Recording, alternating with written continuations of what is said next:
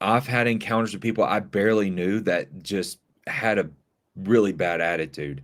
And that affected me. And I was just, but what I try to do is go, God, what do you see that's good in them? What have you put in them that's good? And I will try to find that. I will try to see that. And sometimes that takes time building relationship, but you can at least start with what is God put in them. And I like to call that the gold. It's the gold that He's put in them. We don't need anybody to tell us that. Like, I'm not saying there's not a place for that, but the main point is that you're telling people, look, that is not who you are. Addicted to drugs, addicted to all this stuff, having this attitude, it's not who you are. And I know you're full of love. I know that because listen, they have access to the fruit of the spirit.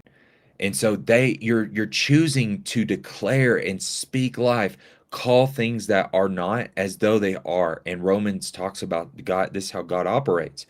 So you're calling people up into who they are. That's a really important thing about honor. Okay. Honor will pull them into who they are. Now here's where the trust kicks in that makes it kind of difficult sometimes. Is that, what if they're really messed up?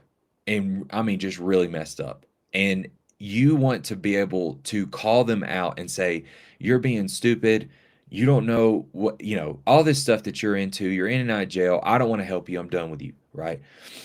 Well, that doesn't take any faith, okay? What takes faith is telling them who they are and believing that that's actually going to sow seed into their heart. And you have to keep believing that. That's why we walk by faith and not by sight. But if you go by sight, you will just see them for where they're at and not who they are in Christ, okay?